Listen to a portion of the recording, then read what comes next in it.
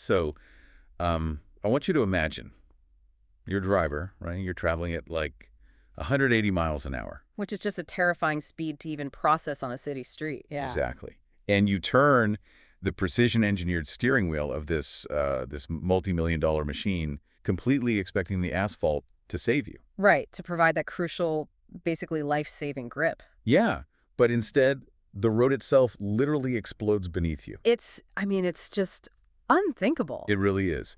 And today, we were dissecting the 2026 Monaco Grand Prix. It's a race that broke the cars, it broke the drivers, and quite literally, it broke the track. Yeah, it was an event that really just defied every baseline expectation we have for premier motorsport. Right. Because, you expect a high-speed ballet, right? Yeah. An exercise in extreme calculated precision. Yeah, exactly. But what we got was, well, basically an infrastructural and psychological collapse. It totally was. So welcome to this deep dive, everyone. We have a really, really stack of fascinating sources for this one. Oh, yeah. Some great material to go through. Yeah, we are cross-referencing the official Formula One race report, which, gives us the cold, hard, unfeeling data of what happened. The literal objective fact. Right. But we're mixing that with the live, raw, unfiltered reactions from the Formula One Reddit community. Which is where the real story is, honestly. I mean, exactly, because the official documents tell us the what, but those thousands of, frantic Reddit comments, they tell us what it actually felt like to live through it. And that distinction is just so vital. I mean, if you just look at the final classification today, you see Kimi Antonelli at the top of the podium. Yes, sitting up there with a trophy. Right. And you might just shrug and think, just another dominant Mercedes win. Which is easy to do, yeah. But doing that completely erases the sheer, unprecedented absurdity of the journey it actually took to get there. Exactly. Our mission today is to unpack a race that tested the absolute limits of fan sanity. Truly push them to the edge. Oh, totally. We are going to trace the emotional roller coaster of a viewer, of you listening right now, who went from the highest possible anticipation to total bewilderment and finally, well, to genuine awe. It was a journey, that's for sure. So let's go back to the beginning. The anticipation is at an absolute fever pitch. Right. Off the charts. You are looking at a highly anticipated front row. You've got Mercedes' young phenom, Kimi Antonelli, sitting on pole position. Yeah, after what the official sources simply described as a magic lap in qualifying. Magic, yeah. And sitting right beside him, the reigning force of Red Bull, Max Verstappen. It was the ultimate generational showdown teed up on the most famous, unforgiving street circuit in the entire world. Right, the absolute dream scenario for any fan. Exactly. And you have 3 different teams occupying the front 2 rows, too, because Ferrari is right behind them, with hometown hero Charles Leclerc sitting in 4th. So you're expecting just a ferocious tactical drag race down that short straight, right into turn 1, Sete Vote. That's what everyone paid to see. And the fans were so incredibly ready for it. I mean, the Reddit threads were absolutely buzzing with this nervous energy. Oh, I can only imagine the live threads. Yeah. We actually pulled a comment from an Australian fan who pointed out that the race started at 11 p.m. their time. That is a brutal time slot. Right.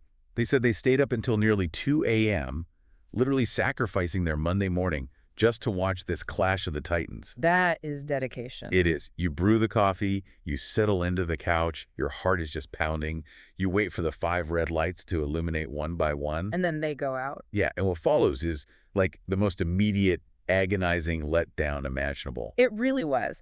The lights go out, Antonelli executes this mathematically perfect launch off the line, and Verstappen's Red Bull it just dies. Just totally gives up. Yeah, it goes straight into anti-stall. He just sits there on the grid completely helpless. Like a parked car on the highway. Exactly. He's practically a stationary chicane as all 21 other drivers sail right past him.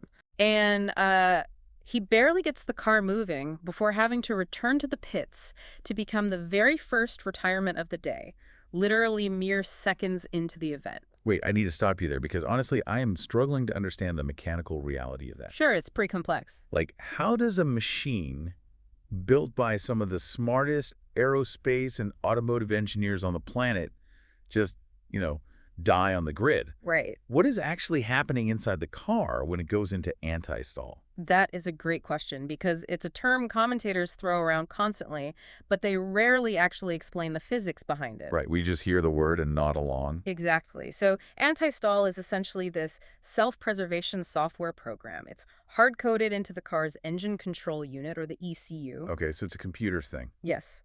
Formula One cars don't have a traditional gearbox, like a manual road car where you press a pedal with your foot. Right, there's no clutch pedal on the floor. Exactly. The clutch is actually operated via these little paddles on the back of the steering wheel. Oh, wow.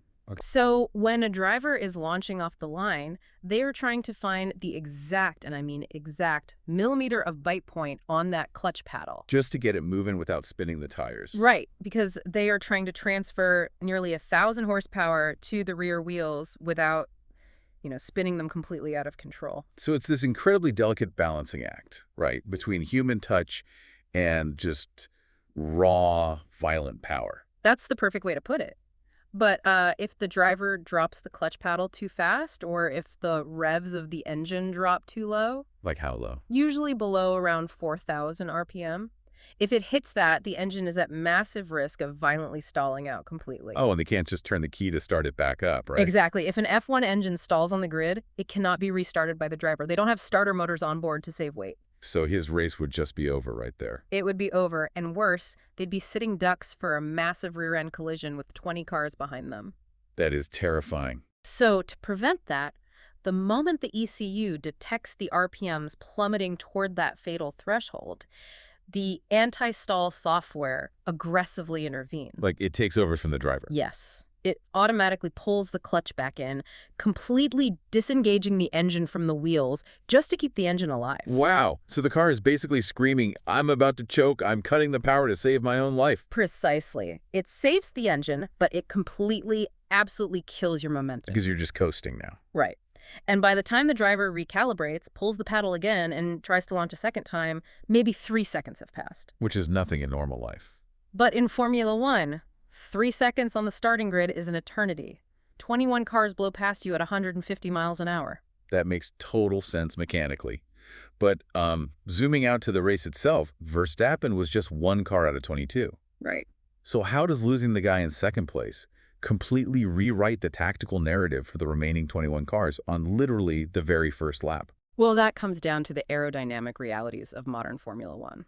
Specifically, this concept of clean air versus dirty air. Okay, I've heard those terms. Break that down for us. So when a Formula One car punches a hole through the atmosphere at high speeds, it leaves behind a massive swirling wake of air. Like a boat in the water. Exactly like a boat's wake. That turbulent, chaotic air is what we call dirty air. All right.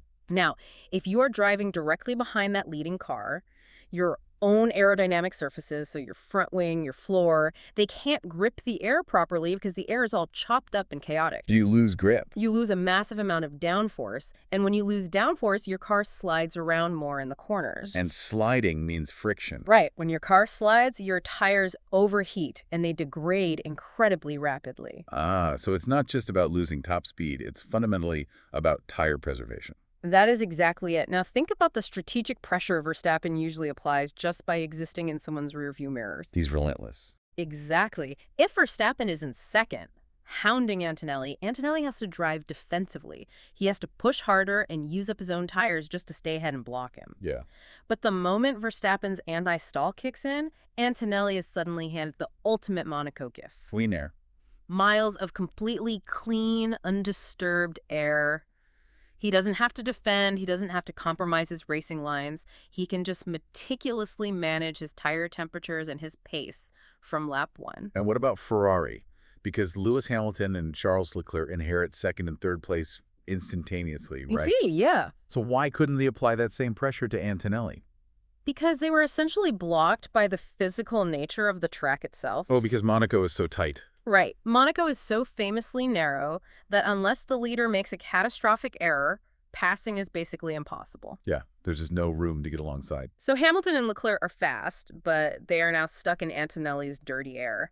They're burning up their tires just trying to stay close. Well, Antonelli's just cruising. Exactly. He's out front breathing perfectly clean oxygen. Okay. Verstappen's failure didn't just remove a competitor, It gifted Mercedes the perfect environmental conditions to dictate the entire rest of the race. And man, the fans immediately felt the sting of that robbed battle. I mean, the subreddit was just awash with pure disappointment. I bet they were furious. They were. In fact, Reddit users were quick to point out this hilarious, albeit incredibly depressing, irony. Oh, what was that? Someone noted that everyone on the Monaco GP poster DNF'd. Oh, no. Did they really? Yeah. The race organizers put Lando Norris, Charles Leclerc, and Max Verstappen on the promotional poster, right? Why? And literally not a single one of them saw the checkered flag. The poster curse strikes again. I mean, it's one of those bizarre superstitions that fans just love to track online. They really do. Hmm. But the truly wild thing is that the front of the grid wasn't even the only place descending into madness before the race properly got going. Right, there was chaos further back, too. Oh, total chaos. If we look at the back of the pack, we have this bizarre sequence of events that felt like, well, a complete comedy of errors. You're talking about the Audi, right? Yeah, you have Gabriel Bortoledo's Audi breaking down at the pit exit right before the race is supposed to start. Right, which forces him to completely abandon his 16th place starting position. He has to legally start the race from the pit lane once everyone else has passed by. But that empty 16th grid slot, it creates a massive, almost unbelievable knock-on effect. It really did. Because Cadillac Sergio Perez is lining up after the formation lap. And he's an incredibly experienced veteran, you know. A very seasoned driver, yeah.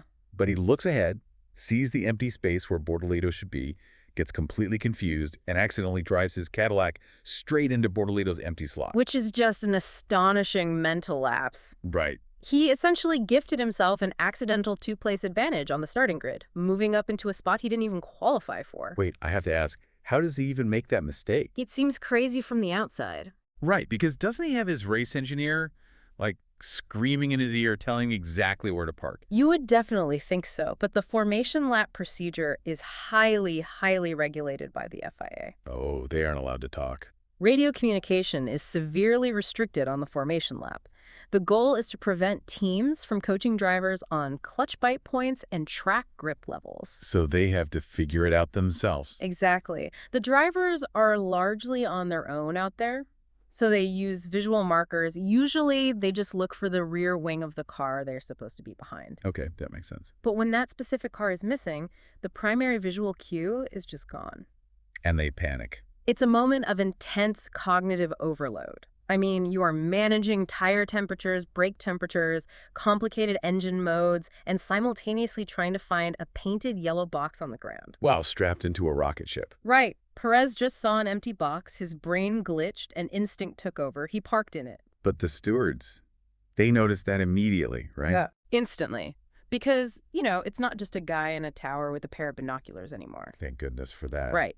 Each grid slot actually has an embedded transponder loop buried under the asphalt itself. Oh, so it's digital. Completely automated. It talks directly to the transponder on the bottom of the car. So if car number 11 registers in grid slot 16, alarms literally go off in race control. Wow, so you can't fake it. There is zero gray area. He's hit with a drive-through penalty for a false start right off the bat, which absolutely ruins his race strategy before lap 1 is even over. So put yourself in the shoes of the fan at home. Okay. You haven't even completed a handful of racing laps. Your main event battle between Kimi and Max is totally canceled. Gone. A car has broken down in the pit lane. A veteran driver has parked in the wrong spot and earned a massive penalty. It's a mess. You've taken a sip of your coffee. You're trying to recalibrate your expectations. And you figure, okay, the grid will settle down and we'll get into a normal strategic rhythm. That's the logical assumption, yeah. But the true test of your patience was just beginning. Because the car has settled into what can only be described as a grueling, agonizing mechanical war of attrition. This middle stint of the race is where the whole narrative really shifts. Yeah. It completely stopped being a contest of who was the fastest driver. It became a question of whose car was physically going to survive the unique torture of the Monte Carlo streets. It was a brutal sequence. I mean, Lando Norris, who had a terrible qualifying and was already stuck mired in the midfield, he gets on the radio reporting a sudden loss of power. Right. He keeps running for a bit, trying desperately to chase down Pierre Gasly, but eventually his speed just plummets.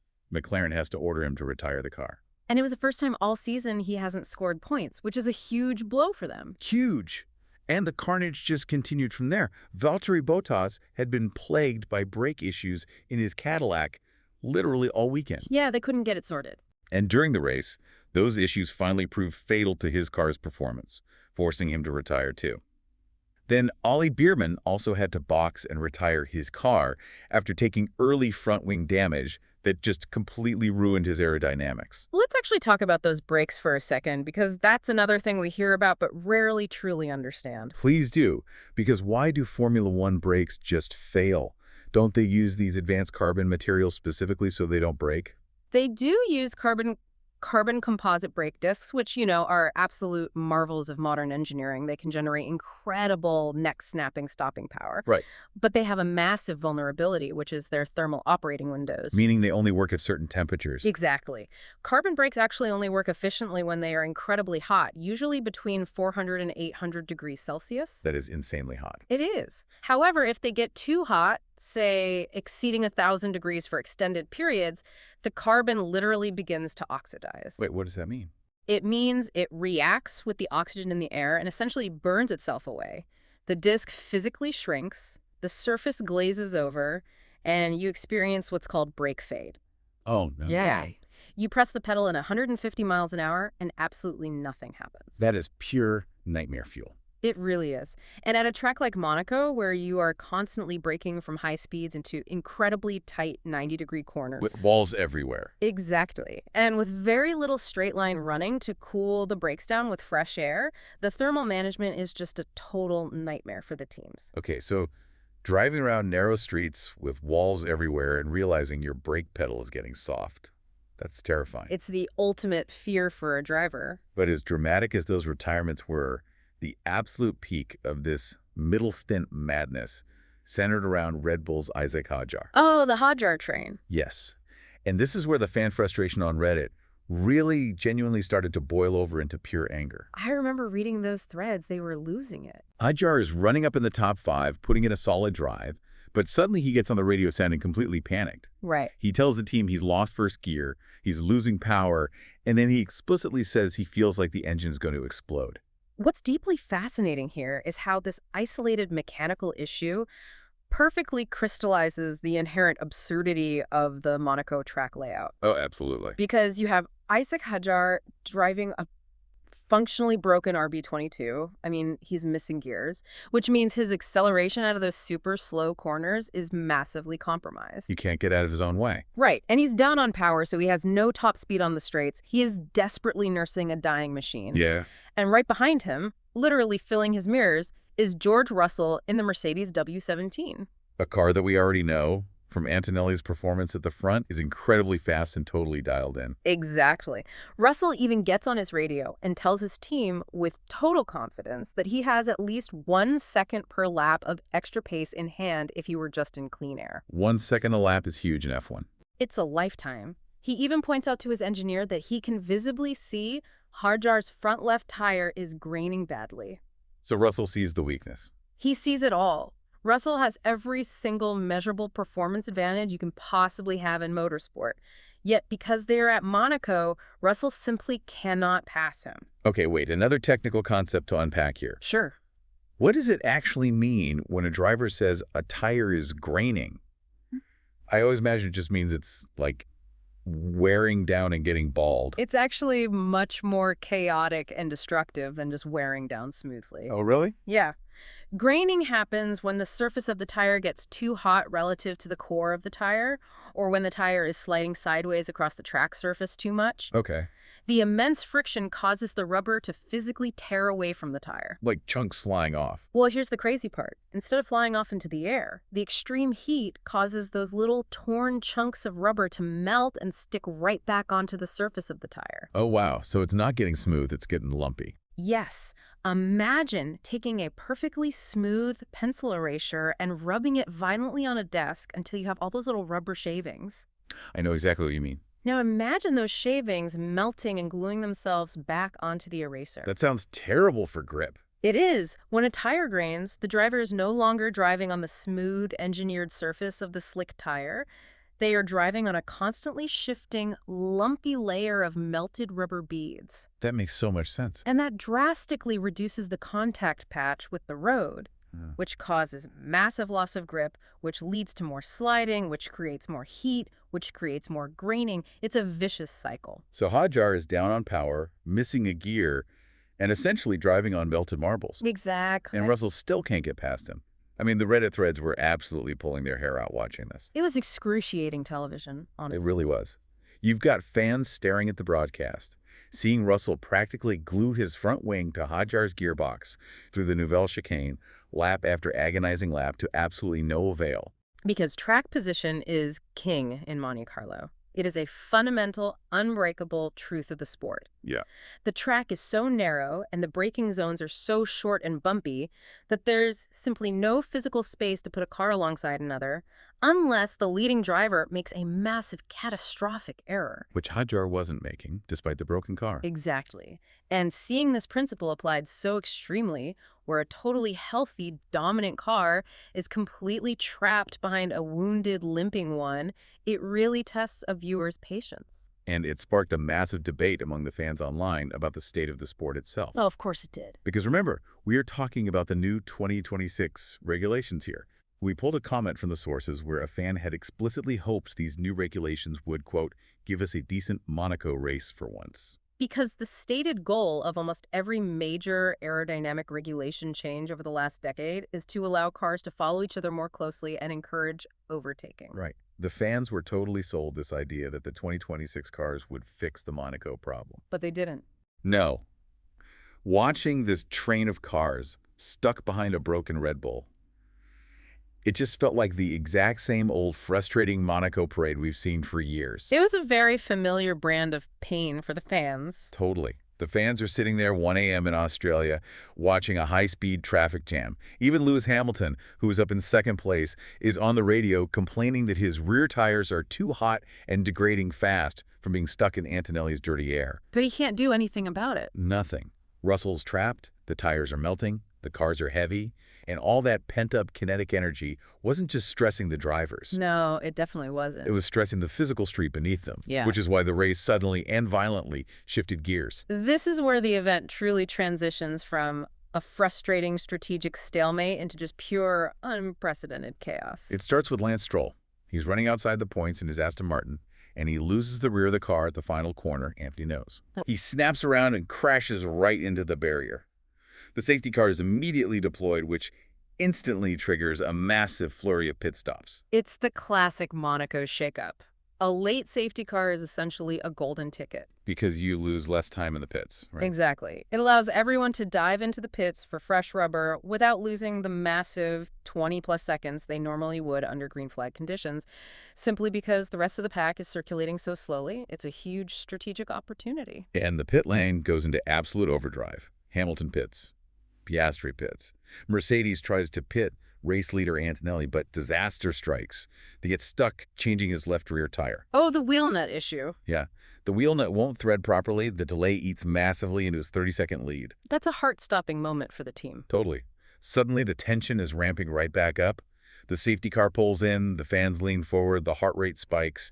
Everyone is ready for a frantic sprint to the finish on fresh tires. And then, almost immediately after the green flag restart, Charles Leclerc has an identical crash. in the exact same spot, Anthony knows. The local hero, driving for Ferrari, with a podium in sight, puts it right in the wall. And the race is instantly red flagged. The session is stopped entirely. All cars are ordered to return to the pit lane. But here is the crazy part that left literally everyone stunned. Yeah, this blew my mind. They didn't red flag the race just because there was carbon fiber debris on the track from Leclerc's car. No. The broadcast reveals that the race is stopped because the asphalt track surface itself has literally broken apart. The structural integrity of the circuit completely failed. It did. And to understand why, we really have to look at the physics of the 2026 ground effect aerodynamic. Yes, please explain this, because how does a premier street circuit just crumble? It sounds impossible. It does. It's like playing an intense high-stakes game of chess where you're calculating your every move, and halfway through the match, the wooden board itself just splinters and catches fire. That is a very apt, very dramatic way to describe the shock of it, yeah. So how does it happen? To understand the mechanism here, you have to imagine taking a high-powered industrial vacuum cleaner. Okay, I'm picturing it. And you press the hose completely flat against a loosely tiled bathroom floor. If you hold it there, the suction is immense. Right, it grabs the floor. Now imagine dragging a 1,700-pound weight across that floor at the exact same time. Oh, wow. Eventually, the grout is going to fail, and a tile is going to violently pop loose. And the F1 cars are the vacuum cleaner in this scenario. Exactly. The 2026 regulations rely heavily on what we call ground effect. Right. The underside of the car isn't flat like a regular car. It's shaped with these massive venturi tunnels. As air rushes under the nose of the car, it enters these tunnels, which suddenly narrow and compress the air. Which speeds the air up. Yes, this accelerates the air to incredible speeds. And according to Bernoulli's principle in fluid dynamics, faster-moving air creates lower pressure. Okay, I'm with you.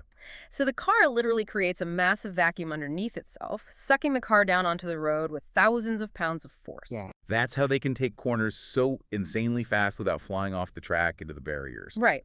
But remember, Monaco is not a purpose-built racetrack like Silverstone or Suzuka. No, it's just normal city streets. It is a public road. It's meant for mopeds and delivery vans. The asphalt is laid over old foundations, manhole covers, and varied geology. It's not perfectly smooth. Not at all. So when you take 20 highly engineered vacuum cleaners, generating immense suction and subjected to 5G lateral loads, and you run them over the exact same apex lap after lap, You're just pulling the road up. you are violently pulling upward on the surface of the road. Eventually, the micro fissures in the asphalt succumb to the suction. The tarmac literally rips off the ground. That is insane. It created a massive physical hazard, literally a crater at the apex of the corner, that caused both Stroll and Leclerc to lose control. And Leclerc was absolutely furious. I mean, he gets on the radio while he's still sitting in the wrecked car and immediately says, I won't even take the blame. He knew. Yeah.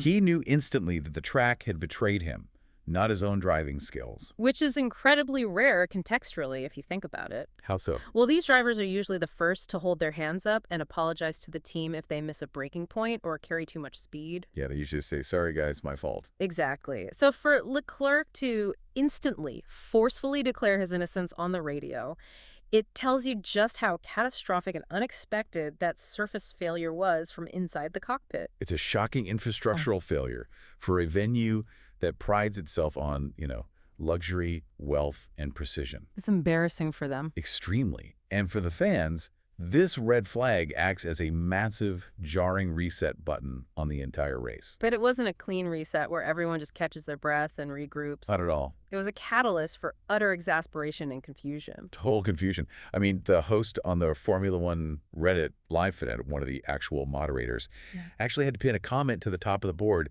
just explaining that the red flag was due to the broken asphalt. Because nobody knew what was happening. Exactly. The global broadcast was so confusing and disjointed that fans at home didn't know what was going on. Fans are exhausted. I don't blame them. One user posted, 5 years on, we're still dealing with red flag situations, just voicing this deep, heavy fatigue with these long delays where information just stops flowing. Because when a red flag drops, the broadcast often struggles to fill the time. The commentators run out of things to say, and the fans are left sitting there. Staring at nothing. Right. They end up analyzing blurry, distant TV shots of the pit lane like amateur detectives, just trying to figure out what is happening. Oh, and the Reddit sleuths were out in full force during this. What did they find? Well, while the race is suspended, fans spot something super sketchy happening in the Red Bull garage. Uh-oh. Yeah, a user pointed out that they saw a quick shot on the broadcast of a side panel coming off a car and mechanics actively trying to block the camera's view of car number 6. Wait, car number 6? That's Isaac Hadjar's car. The exact same car that was supposedly about to explode earlier. Which is a massive, massive controversy. Because that touches on one of the absolute strictest rules in Formula One. Which rule is that? Under Article B5.14.4a of the sporting regulations, teams are severely restricted in what they can touch or modify on the cars during a red flag suspension. So they can't just fix it? No.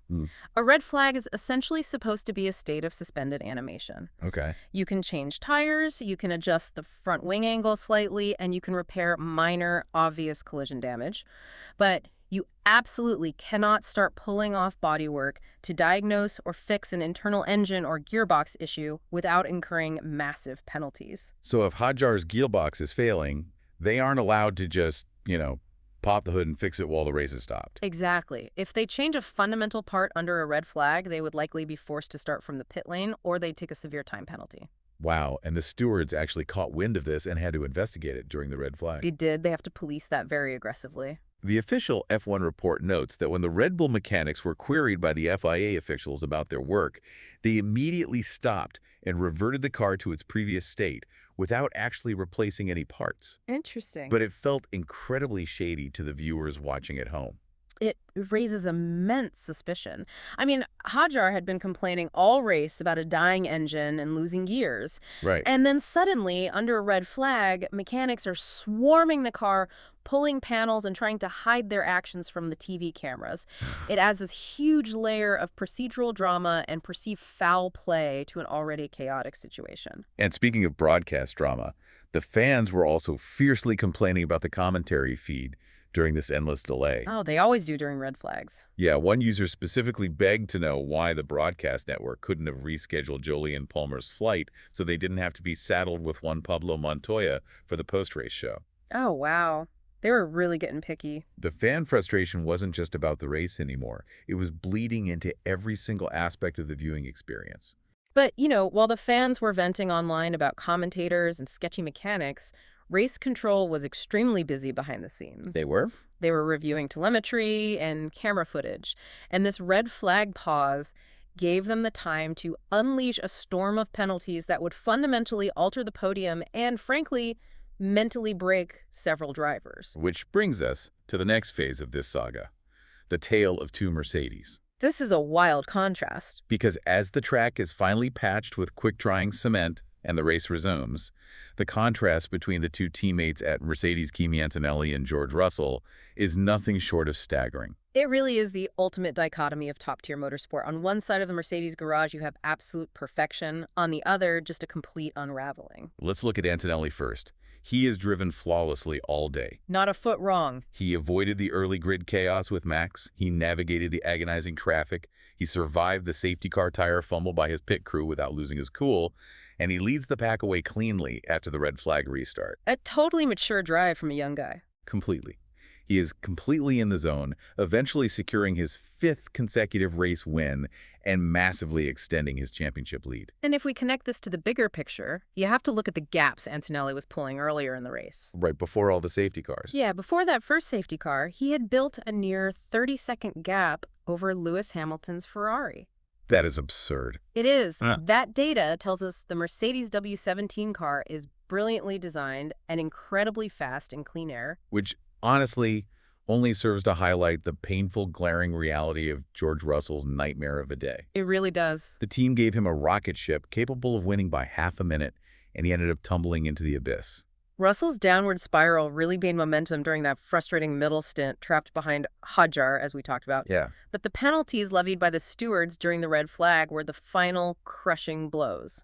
Let's trace the spiral, because it's like a masterclass in how quickly things go wrong in F1. It's a domino effect. First, during the frantic pit stops under the initial safety car for Stroll's crash, Russell receives a 5-second time penalty. Why? Speeding in the pit lane. Which is just a completely unforced error. Really? Yeah, because it is one of the very few rules in Formula One that is entirely 100% objective. Okay, explain that. The pit lane has a strict speed limit, usually 60 kilometers per hour at Monaco, because it's so tight and dangerous with people working. Right. And that speed is strictly monitored by automated sensor loops buried in the tarmac at the entry, middle, and exit of the pit lane. So no one is out there with a radar gun. No radar guns. There is no gray area. You cross the line at 60.1 kilometers, the sensor trips, the computer flags it, and you get a penalty automatically. But wait, don't they have a button for that? Like, they aren't just using their foot to hold the pedal at exactly 60. Correct. They have a pit limiter button right on the steering wheel. Think of it like a highly advanced, super aggressive cruise control. When they cross the pit entry line, they smash that button. The ECU instantly cuts the engine torque, and the car violently decelerates and holds the speed exactly at the limit. So how does he mess that up? Well, the driver has to brake hard from racing speeds and hit that button before the front wing crosses the sensor line. Ah, timing. Exactly. If they brake a fraction of a second too late, or if they hit a tiny bump and the front tires lock up for a millisecond, they carry just a little bit too much momentum across the line. The sensor trips. So he makes a tiny, microscopic physical miscalculation and gets 5 seconds. It's brutal. But it gets so much worse. During the red flag, race control announces that Russell is being handed a much more severe drive-through penalty. Ouch. Why? Because he failed to properly serve that initial 5-second penalty during his pit stop under the safety car. And this is where the procedural rules become an absolute minefield for the teams. How does serving a penalty work? The sporting regulations mandate that time penalties must be served at the driver's next pit stop. The driver pulls into the pit box, and the mechanics must stand back. They literally can't do anything. Right. They cannot touch the car, they can't touch the tires, they can't even touch the steering wheel for exactly 5.0 seconds. Okay. If a mechanic even rests their hand on the chassis at 4.9 seconds, it is considered a violation of the penalty service. And they gave him a drive-through for that.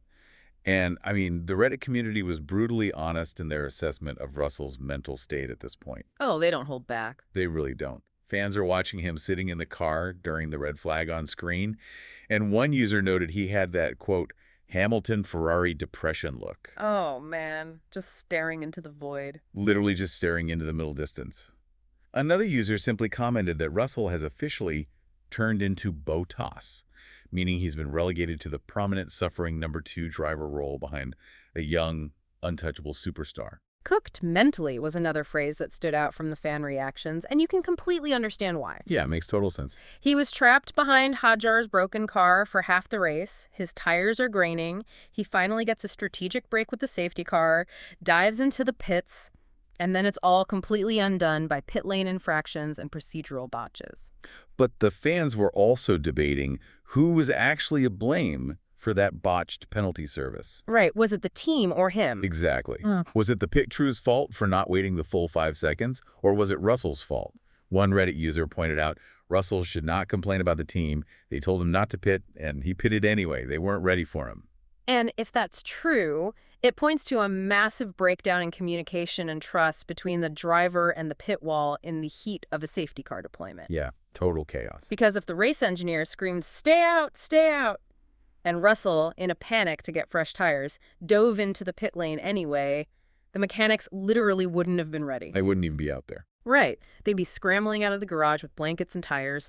And in that chaos, perfectly timing a 5-second hold before touching the car is nearly impossible. And incredibly, the chaos for Russell wasn't even over. It just kept going.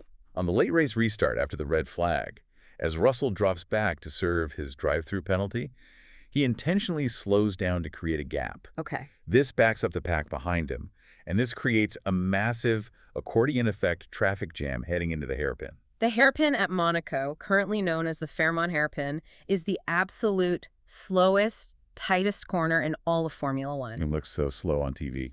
It is. The cars actually have to use special steering racks just to physically make the turn. They're practically crawling at like 30 miles an hour. Wow. So when the pack bunches up there unexpectedly because someone ahead is serving a penalty, it is just a recipe for carbon fiber destruction. And destruction we got. Nico Hülkenberg in the Audi misjudges the braking in the chaos and tags Carlos Sainz's Williams. A totally messy chain reaction. It was. Sainz gets bumped into the wall, manages to recover, but then immediately collides with Franco Colapinto's Alpine right before the entrance to the tunnel. Just pinballing around. Yeah. Sainz spins, faces the wrong way on a blind street circuit, and has to completely retire the car. It was a chain reaction of misery, directly triggered by the compressed field and the frantic, desperate nature of a late race restart at Monaco, where everyone is trying to make up lost time. I really challenge you, the listener, to imagine being George Russell in that cockpit. It's a dark place. You are watching a teenager, Antonelli, win 5 races in a row in the exact same machinery. Meanwhile, you are getting flagged for speeding, penalized for ignoring your own penalty, causing a pileup behind you, and finishing completely out of the points in 14th place. Yeah. It is a psychological nightmare. It is the kind of dark weekend that can define a driver's entire season or even permanently alter their career trajectory and status within a top-tier team. But amazingly, Russell wasn't even the driver suffering from the worst miscommunication of the day. Which is hard to believe, but true. The true heartbreak, the absolute emotional climax of this entire agonizing Sunday belonged to a driver who crossed the finish line thinking he was a hero, only to have the reality violently erased. We are, of course, talking about Pierre Gasly and the utter catastrophe at Alpine. Yes, this is where the fan experience shifted from frustration to genuine, painful empathy. Let's set the scene as the checkered flag waves. Okay. Kimi Antonelli crosses the line first. Lewis Hamilton follows in second. Behind them, Pierre Gasly physically crosses the finish line on the track, ahead of Isaac Hadjar. And Gasly has driven his absolute heart out. I mean, he has been battling McLaren's Lando Norris before Norris's engine gave up. He survived the red flags, the broken asphalt, the restart chaos. You went through a war. He did. He crosses the line, and he believes, in his soul, that he has just secured a miraculous third-place podium finish for the Alpine team. Unbeknownst to Gasly, however, race control has been incredibly busy reviewing telemetry during the final stages of the race. They had hit Gasly with not one, but two separate 5-second time penalties. And this is where the cold digital precision of Formula One becomes incredibly cool. Yeah. What were the penalties for? Speeding in the pit lane? Again. And get this, one of those penalties was for going 60.01 kilometers per hour. Wait. Let's make this real for a second. Think about the cruise control in your everyday road car. You set it to 65 miles an hour.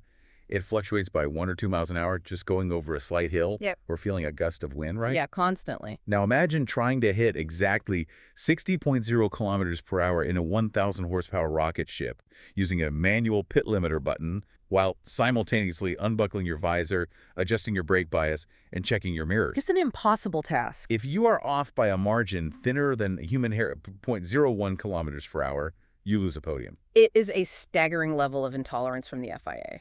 Because the automated sensors don't care about context. They're just machines. Right. They don't care that your tire circumference might have expanded slightly due to extreme heat, which can marginally increase your wheel speed calculation. Oh, that can happen. Yes. But the sensor just reads 60.01. It sends a packet of data to race control, and the computer issues a 5-second penalty. It is totally binary. There is zero human leniency.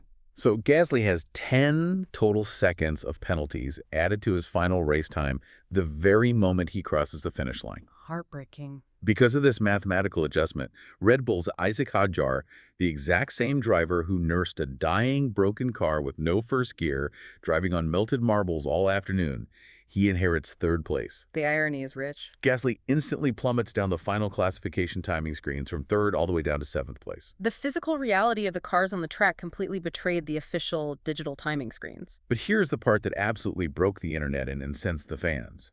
Alpine did not tell Gasly about the penalties over the team radio. Which is a staggering, almost incomprehensible operational failure from the pit wall. I mean, fans were watching the post-race broadcast, waiting for the celebratory radio messages. You know the ones, "Yes, Pierre, great drive, P3 mate." Yeah, the classic radio cheers. But instead, there was just silence.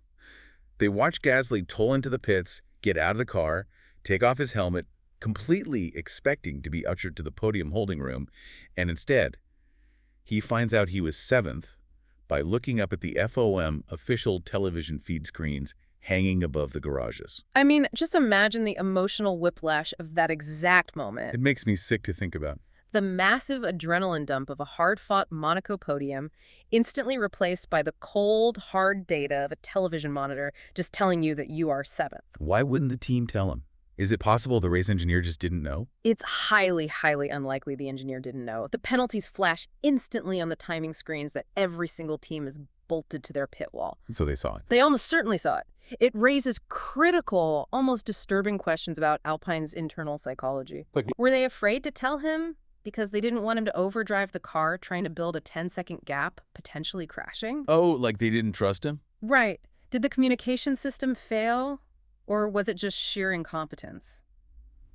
Regardless of the reason, the psychological cruelty of letting a driver cross the line thinking he won a trophy is immense. The Reddit reactions were pure devastation. We saw comments like, "My heart broke for him." Fans were demanding accountability, asking, why wouldn't they tell him about the penalties and let him think he got a podium? They were outraged on his behalf. Totally. During the red flag delay earlier, Fans had spotted Gasly furiously throwing his towel against the wall in anger in the back of the garage. Yeah, the broadcast caught that. Now, the context was horrifyingly clear, the pressure was boiling over, and then the team essentially hung him out to dry emotionally. One fan just pleaded on Reddit, "Alpine, stop torturing our drivers!" And you can see why. The fans felt that pain viscerally. It wasn't just a sporting loss anymore. No, it felt like a complete betrayal of trust between a driver and his team. It was a brutal gut punch to end an already deeply weird race. And that weirdness perfectly bled into the podium ceremony itself, which served as like a surreal capstone to the whole fan experience. Oh, the podium was an absolute trip. It really was. First of all, you have Kimi Antonelli up there on the top step, and fans on Reddit immediately started debating if he was even legally allowed to drink the celebratory champagne. It's actually a completely valid question given his absurdly rapid ascent to the top of the sport. I mean, he bypassed traditional feeder series steps. People were literally figuring out international drinking laws in the comments section. They established that, yes, he is over 18, so it's legal for him to drink in Europe, though they noted he wouldn't be allowed to drink it at the U.S. races in Austin or Miami. Which just highlights how incredibly young this new dominant force in Formula One currently is. We are watching a kid dictate the pace of seasoned world champions. And then you have the Mercedes team principal, Toto Wolff, up on the podium to collect the constructor's trophy. A fan pointed out a hilarious detail.